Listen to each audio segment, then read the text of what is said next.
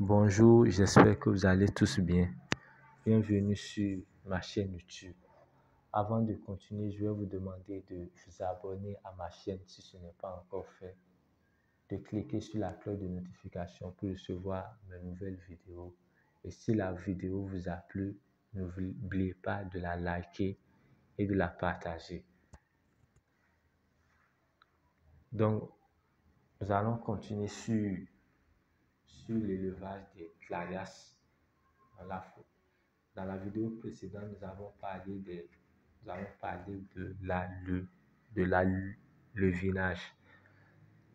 Donc, si vous êtes intéressé par cette vidéo, je vais vous laisser le lien en description pour que vous puissiez cliquer dessus pour pouvoir regarder cette vidéo. Donc, aujourd'hui, nous allons parler des étangs de grossissement. La taille des étangs varie entre 5000 et 20 000 mètres carrés. Étant donné que les faibles températures de l'hiver ralentissent la croissance, on garde parfois les barbus de rivière dans l'étang pendant 2 ans pour qu'ils atteignent une taille marchande. Vous voyez qu'ici on parle d'étangs variant entre 5 000 et 20 000 mètres carrés. Tout cela, ça dépend des moyens de l'éleveur, ça dépend de la superficie dont l'éleveur dispose et ça dépend aussi du type d'élevage aussi.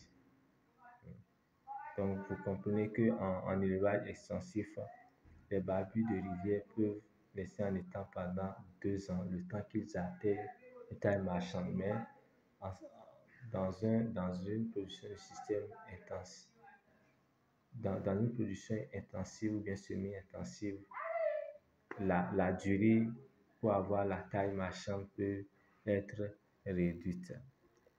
Lorsqu'on empoisonne un étang de grossissement, il faut veiller à ce que tous les alevins aient la même taille. Autrement, il sera question de cannibalisme, car les plus grands commenceront à manger les plus petits si la quantité de nourriture disponible n'est pas suffisante. Pendant la première année, la densité de stock est autour de 20 alevins par 10 mètres carrés, pour 10 mètres carrés, pour être réduite à 4 pendant la deuxième année. Avec l'élevage des poissons-chats, avec l'élevage des clarias ou bien des poissons carnivores, il y a certains principes avec lesquels il ne faut pas jouer. Lorsque vous voulez empoisonner un étang de grossissement de clarias, il faut veiller à ce que tous les alevins aient la même taille. Si les alevins n'ont pas la même taille, ils vont se dévorer entre eux. Il y aura cannibalisme.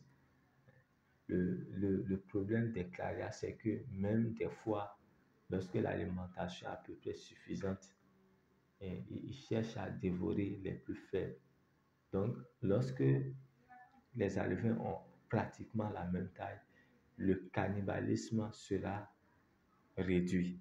Et en plus de cela, il y a la densité qu'il faut respecter.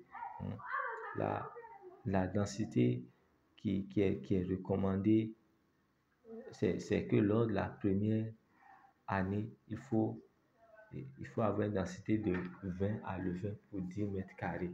Maintenant, au fur et à mesure que les poissons grandissent, il faut réduire cette densité-là. Donc, ces valeurs-là, en fait, sont des valeurs, comme je l'avais dit, des valeurs moyennes, des valeurs qui peuvent nous servir de référence pour pouvoir nous adapter à nos contextes particuliers dans nos différents pays.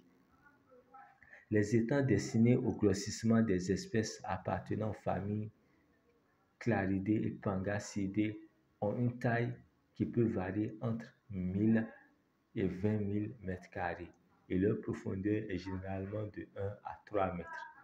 Normalement, le taux de stockage est de 25 alevins par mètre carré. On cultive généralement les poissons-chats dans les cages flottantes dont la superficie peut varier entre 6 et 100 mètres carrés. Comme je l'avais dit, ici on est en train de parler surtout d'une production extensive.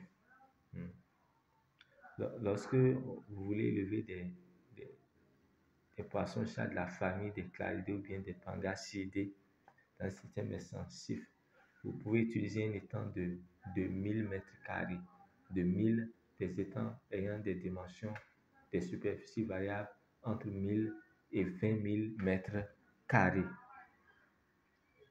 Et la profondeur dans ce cas peut varier entre 1 à 3 mètres. Mais le mieux, c'est de rester entre 1 et 1,5 parce que lorsque l'étang est trop profond, ça sera difficile à celui qui ne sait pas nager de pouvoir faire des opérations dans cet étang-là. Et le taux de stockage, normalement, c'est de 25 à 20 par mètre carré, mais c'est à chacun d'adapter cela à son contexte. Donc, il est aussi possible, dans d'autres cours, nous allons revenir sur cela, il est aussi possible d'élever les poissons-chats dans des cages flottantes.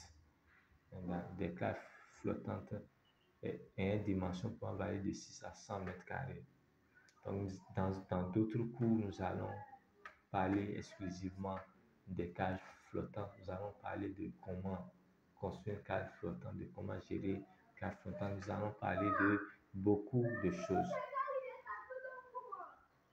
Nous allons maintenant passer à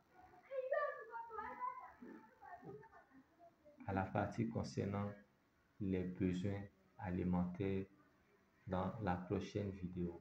Donc, si ça vous intéresse, n'hésitez pas de vous abonner à ma chaîne, de cliquer sur la cloche de notification pour pouvoir recevoir la vidéo suivante. Merci de m'avoir suivi. À la prochaine pour une nouvelle vidéo.